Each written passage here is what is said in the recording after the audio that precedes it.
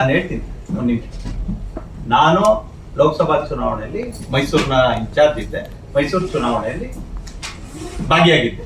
ಅದಕ್ಕೆ ಮುಂಚೆ ಬಂದು ನಮ್ಮ ಮನೆಯಿಂದನೇ ನಿಮ್ಮೆಲ್ಲರ ಸಮ್ಮುಖದಲ್ಲೇನೆ ಮನೆಗೆ ಸಂಪರ್ಕ ಮಾಡುವಂತ ಕೆಲಸವನ್ನು ಮಾಡಿದ್ದೀನಿ. ಆಮೇಲೆ ಮೈತ್ರಿ ಸಂದರ್ಭದಲ್ಲಿ ಪ್ರತಿಯೊಬ್ಬರನ್ನು ವಿಶ್ವಾಸಕ್ಕೆ ತೆಗೆದುಕೊಂಡು ಹೋಗುವಂತ ಕೆಲಸವನ್ನ ಯಾರು ಅಭ್ಯರ್ಥಿ ಆಗಿರ್ತಾರೆ ಅವ್ರು ಮಾಡ್ತಾರೆ. ಅದೆಲ್ಲದ್ರದನ್ನು ಕೂಡ ಅವ್ರದೇ ಆದಂತ ಪ್ರಯತ್ನವನ್ನ ಮಾಡಿದ್ದಾರೆ. ಇಡೀ ಜಿಲ್ಲಾ ಘಟಕ ಅವರೊಟ್ಟಿಗೆ ಸಹಕಾರ ನೀಡಿದ್ರಿಂದನೇ ಸಕಲೇಶಪುರದಲ್ಲಿ 6,500 ಲೀಡ್ ಬಂದಿರೋದು. ಆ ಸಹಕಾರ ಕೊಟ್ಟಿರೋದ್ರಿಂದನೇ ಬೇಲೂರಲ್ಲಿ ಲೀಡ್ ಬಂದಿರೋಂಥದ್ದು.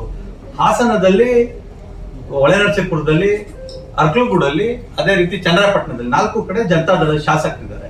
ಆ 4 ಶಾಸಕರು ಸ್ವಲ್ಪ ಮೈತ್ರಿ ಆಗಿರೋ ಸಂದರ್ಭದಲ್ಲಿ ಯಾವ ರೀತಿಯಾಗಿ ಒಂದು ವಿಧಾನಸಭಾ ಕ್ಷೇತ್ರಕ್ಕಲ್ಲ, 4 ವಿಧಾನಸಭಾ ಕ್ಷೇತ್ರದಲ್ಲಿ ಅವಳೇ ಶಾಸಕರಿದ್ರು. ಆ ಶಾಸಕರಿರೋಂಥ ಸಂದರ್ಭದಲ್ಲಿ ಏನು ಆಂಟಿ ಇನ್ಕಮೆನ್ಸಿನೋ ಇನ್ನೊಂದು ಏನೋ ಅನ್ನೋದು ನನಗೆ ಮಾಹಿತಿ ಇಲ್ಲ. ಅದು ಯಾವ್ಯಾವ ರೀತಿ ಆಗಿರುತ್ತೆ ಅನ್ನೋದನ್ನ ನೀವುಗಳು ಪರಾಮರ್ಶಿಸ್ಬೇಕು. ಅದನ್ನ ನಾನು ಪೋಸ್ಟ್ ಮಾರ್ಟಮ್ ಮಾಡಕ್ ಹೋಗೋದಿಲ್ಲ. ಯಾಕಂದ್ರೆ ಎಲ್ಲಿ ಶಾಸಕರಿದ್ದಾರೆ 4 ಕಡೆ, ಆ 4 ಕಡೆ ಹಿನ್ನಡೆ ಆಗಿದೆ. ಇಲ್ಲಿ ಕಡೂರಲ್ಲಿ ಮುನ್ನಡೆ ಆಗಿದೆ, ಆಲೂರು ಸಕಲೇಶಪುರದಲ್ಲಿ ಮುನ್ನಡೆ ಆಗಿದೆ, ಬೇಲೂರಲ್ಲಿ ಮುನ್ನಡೆ ಆಗಿದೆ. ಅಲ್ಲಿರುವಂತದ್ದು ಸಾಧ್ಯ ಆಗಿರ್ಬೇಕಾದ್ರೆ ಅದು ಯಾವ ರೀತಿಯಾಗಿ ಆಗುತ್ತೆ ಅನ್ನೋದನ್ನ ನೀವುಗಳು ಗಮನಿಸ್ಬೇಕು. ಹಾಗಾಗಿ ಬಿಜೆಪಿ ಮತ್ತೆ ಜೆಡಿಎಸ್ ಇಬ್ರು ಸೇರಿದ್ರೆ ಲೀಡ್ ಬರಬೇಕು. ಕಾಂಗ್ರೆಸ್ ಇಲ್ಲ, ಅದಕ್ಕೆ ನಾನು ಹೇಳಿದ್ದು ನಿಮ್ಗಳಿಗೆ ಕೆಲವು ಸಾಂದರ್ಭಿಕ ಮತವನ್ನ ಪಡೆದು ಸಾಂದರ್ಭಿಕ ಸಮಯದಲ್ಲಿ ಸಾಂದರ್ಭಿಕವಾಗಿ ಹಾಸನ ಶಾಸಕರಾಗಿ ಆಯ್ಕೆ ಆಗಿದ್ದಾರೆ. ಆ ಸಾಂದರ್ಭಿಕ ಮತಗಳನ್ನ ಹಿಡಿದಿಟ್ಕೊಳ್ಳುವಲ್ಲಿ ಸಾಂದರ್ಭಿಕ ಶಾಸಕರು ಆ ಸಂದರ್ಭದಲ್ಲಿ ವಿಫಲರಾಗಿರೋ ಕಾರಣಕ್ಕೆ ಹಿನ್ನಡೆ ಆಗಿರ್ಬೋದು. ಯಾಕಂದ್ರೆ ಅವ್ರಿಗೆ ನಾನು ಹೇಳ್ಬಿಡ್ತೀನಿ, ಅವ್ರಿಗೆ ಯಾವ ಸಂದರ್ಭದಲ್ಲಿ ಯಾರು ಓಟ್ ಹಾಕಿದ್ರು ಅನ್ನೋದು ಎಲ್ಲರಿಗೂ ಗೊತ್ತಿರೋಂಥ ವಿಚಾರ. ಆ ಓಟನ್ನ ಹಿಡಿದಿಟ್ಕೊಳ್ಬೇಕಾಗಿರೋಂಥ ಶಕ್ತಿ ಅವ್ರಿಗೆ. ಈಗ ಅವರಿಗೆ 84,000 ಬಂದು ಮೈತ್ರಿ ಅಭ್ಯರ್ಥಿಗೆ 68,000 ಬಂದಿದೆ ಅಂತ ಹೇಳಿದ್ರೆ ಸಾಂದರ್ಭಿಕ ಮತಗಳು. ನಾನು ಶಾಸಕನಾಗಿದ್ದಾಗ 63,000 ಇತ್ತು 2018ರಲ್ಲಿ. 19ರಲ್ಲಿ MP ಚುನಾವಣೆ ನಡೀತು.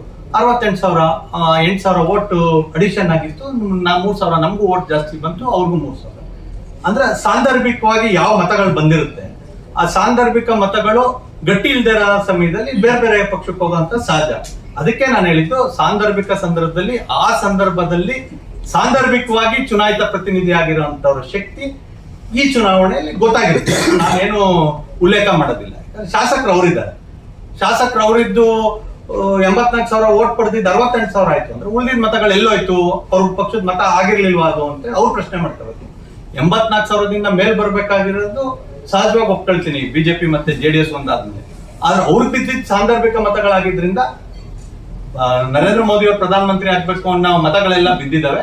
ಅವ್ರಿಗೆ ಬೀಳ್ಬೇಕಾಗಿದ್ದ ಮತಗಳು ಪ್ರೀತಮ್ ಗೌಡನ್ ಸೋಲ್ಸ್ಬೇಕು ಅನ್ನೋ ಕಾರಣಕ್ಕೆ ಬಿದ್ದಿದ್ದ ಮತಗಳಾಗಿದ್ದ ಕಾರಣ ಅವ್ರು ಓಟ್ ಅಲ್ದಿರೋ ಕಾರಣಕ್ಕೆ ಅವ್ರಿಗೆ ಮತ ಬಂದಿಲ್ಲ ಅನ್ನೋದು ಜನರ ಅಭಿಪ್ರಾಯ. ಮತ್ತೆ ನನ್ನ ಎಲ್ಲ ಮಾಧ್ಯಮ ಮಿತ್ರರು ನೀವೇ ಅಭಿಪ್ರಾಯ ಹಲವಾರು ಬಾರಿ ನನಗೆ ತಿಳಿಸಿದ್ದೀರಿ ಆಫ್ ದಿ ರೆಕಾರ್ಡ್. ಹಾಗಾಗಿ ನಿಮ್ಗಳಿಗೂ ಗೊತ್ತಿರುತ್ತೆ, ನನ್ನ ಬಾಯಿಂದ ಕೇಳ್ತಾ ಇದ್ದೀರಿ. ಹಾಗಾಗಿ ಮತ್ತೊಮ್ಮೆ ಉಲ್ಲೇಖ ಮಾಡ್ತಾ ಇದ್ದೀನಿ. ಅಲ್ಲ, ನಾನು ಶಾಸಕ ಇಲ್ಲ. ಈಗ ನಾನು ಶಾಸಕ ಇಲ್ದಿರೋ ಕಾರಣ ಶಾಸಕರಿರಂತವ್ರು ರೆಸ್ಪಾನ್ಸಿಬಿಲಿಟಿ. ಮೈತ್ರಿ ಧರ್ಮ ಪಾಲನೆಯನ್ನ ಮಾಡಿದಕ್ಕೆ 68,000 ಓಟ್ ಬಂದಿರೋದು. ಮೈತ್ರಿ ಧರ್ಮ ಪಾಲನೆ ಮಾಡ್ಲಿಲ್ಲ ಅಂತಿದ್ರೆ ಆ ಸಾಂದರ್ಭಿಕ ಮತಗಳ ಜೊತೆ ಪ್ರೀತಮ್ ಗೌಡ್ರ ಮತನೂ ಬರ್ದೇ ಇದ್ದಿದ್ರೆ ಎಷ್ಟು ಮತ ಆಗ್ತಿತ್ತು ಅನ್ನೋದನ್ನ ಕಳೆದ ಹಲವಾರು ಚುನಾವಣೆ ನೋಡಿದ್ದೀರಿ. ನಾನು ಚುನಾವಣೆಗೆ ಮುಂಚೆನೂ ಹೇಳಿದ್ದೆ ಯಾವ್ಯಾವ ಬೂತ್ ಅಲ್ಲಿ ಎಷ್ಟೆಷ್ಟು ಓಟ್ ಬಂದಿದೆ ಅಂತ ಹೇಳಿ MP ಚುನಾವಣೆಗೂ ಮುಂಚೆನೆ ತಿಳಿಸಿದ್ದೆ ತಮ್ಮೆಲ್ಲರಿಗೂ. ಬೂತ್ ಗಳ ನಂಬರ್ ಬರ್ದಿಟ್ಕೊಂಡಿರಿ, ಅವ್ರು ಬಿದ್ದಿರೋ ಮತಗಳನ್ನ ವಾಪಸ್ MP ಚುನಾವಣೆಯಲ್ಲಿ ಹಾಕ್ಸೋ ಅಂತ ಕೆಲಸ ಮಾಡ್ಬೇಕು ಅವರು ಅಂತ ಹೇಳಿ. ಯಾವಾಗ ಆರ್ಗ್ಯಾನಿಕ್ ಗ್ರೋತ್ ಇರುತ್ತೆ ಅಂದ್ರೆ ಶ್ರಮಪಟ್ಟು ಓಟನ್ನ ಕ್ರೋಢೀಕರಿಸಿ ಮಾಡ್ಕೊಂಡಿರೋದು ಗಟ್ಟಿಯಾಗಿ ಉಳಿಯುತ್ತೆ.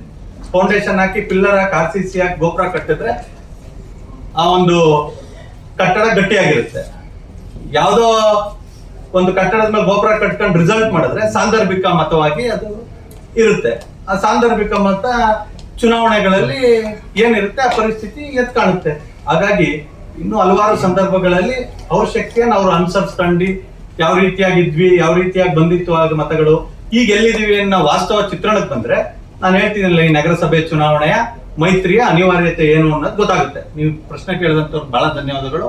ಅವ್ರಿಗೆ ಮೆಜಾರಿಟಿ ಇದೆ ಅಂತ ಹೇಳಿದ್ರಲ್ಲ, ಆ ಮೆಜಾರಿಟಿ ಇಲ್ಲ ಅನ್ನೋ ಕಾರಣಕ್ಕೇನೆ ನೀವು ಮೈತ್ರಿ ಆದ್ರೂ ಕೂಡ ಲೋಕಸಭಾ ಚುನಾವಣೆಯಲ್ಲಿ ಹಾಸನ ವಿಧಾನಸಭಾ ಕ್ಷೇತ್ರದಲ್ಲಿ ಎಷ್ಟು ಮತ ಬಂತು ಅನ್ನೋದು ನೋಡಿದ್ದೀರಿ. ಹಾಗಾಗಿ ಭಾರತೀಯ ಜನತಾ ಪಾರ್ಟಿಯ ಶಕ್ತಿ ಕೂಡ ಅನಿವಾರ್ಯ ಜಿಲ್ಲೆಯಲ್ಲಿ ಅನ್ನೋದ್ರಿಂದನೇ ನಾವು ಅವ್ರಿಗೆ ಜಿಲ್ಲಾಧ್ಯಕ್ಷರಿಗೆ ಏನ್ ತೀರ್ಮಾನ ಮಾಡಿದಿರೋದಕ್ಕೆ ಬದ್ಧವಾಗಿ ಆಲೂರಲ್ಲೂ ಅವ್ರಿಗೆ ಸಹಕಾರ ಕೊಡಬೇಕು, ಸಕಲೇಶ್ಪುರದಲ್ಲೂ ಅವ್ರಿಗೆ ಸಹಕಾರ ಕೊಡಬೇಕು, ಅರಸೀಕೆರೆಯಲ್ಲೂ ಅವ್ರಿಗೆ ಸಹಕಾರ ಕೊಡಬೇಕು, ಅರ್ಕಲ್ಗೂಡಲ್ಲಿ ನಾವು ಅವ್ರ ಸಹಕಾರ ತಗೋಬೇಕು. ಹಾಸನದಲ್ಲಿ ಇಬ್ರು ಕೂಡ ಹಂಚ್ಕೊಂಡ್ರೆ ಸಮಪಾಲಾಗುತ್ತೆ. ಅದನ್ನ ಬಿಟ್ಟು ಮತ್ತಿಲ್ಲ ನಮ್ದೇ ಶಕ್ತಿ ಇದೆ ಅಂತ ಸಾಂದರ್ಭಿಕವಾಗಿ ಏನಾದ್ರು ಶಕ್ತಿ ಅನುಸಾರವಾಗಿ ಹೋದ್ರೆ ಇವಾಗ ಏನಿದೆ ಅನ್ನೋದನ್ನ ನೀವೆಲ್ಲರೂ ಕಣ್ಮುಂದೆ ನೋಡಿದೀವಿ. ಹಂಗಾಗಿ ನಾವು ಅದಕ್ಕೆ ಯಾವುದಕ್ಕೂ ಆಸ್ಪದ ಕೊಡಬಾರ್ದು. ಒಬ್ಬ ಜವಾಬ್ದಾರಿಯುತವಾದ ಕಾರ್ಯಕರ್ತನಾಗಿ ಅಂತ ಹೇಳಿ ನಾನು ಎಲ್ಲ ಪಕ್ಷದ ಕಾರ್ಯಕರ್ತರ ಅವರ ಮನಸ್ಸಿನ ಭಾವನೆಯನ್ನು ಅರ್ಥ ಮಾಡ್ಕೊಂಡು ಆ ತೀರ್ಮಾನಕ್ಕೆ ಬದ್ಧವಾಗಿದೆ. ಯಾಕಂದ್ರೆ ಇನ್ನು 1.5 ವರ್ಷಕ್ಕೆ ಮತ್ತೆ ಲೋಕಲ್ ಬಾಡಿ ಚುನಾವಣೆ ಬರುತ್ತೆ. ಮೈತ್ರಿ ಧರ್ಮ ಪಾಲನೆ ಆಗ್ಬೇಕು ಅಂತ ಹೇಳಿ ಎಲ್ಲರಿಗೂ ಅಪೇಕ್ಷೆ ಇರೋದ್ರಿಂದ ಇಲ್ಲಿಂದ ಪ್ರಾರಂಭ ಆಗುತ್ತೆ ಅಂತ ಹೇಳಿ ಲೋಕಲ್ ಬಾಡೀಸ್ ಅಲ್ಲಿ ಇಡೀ ರಾಜ್ಯದಲ್ಲಿ ಅಪೇಕ್ಷೆ ಇಟ್ಕೊಂಡಿದೀವಿ. ಅಂದ್ರೆ ಈ ಅರ್ಬನ್ ಲೋಕಲ್ ಬಾಡೀಸ್ ಅಧ್ಯಕ್ಷ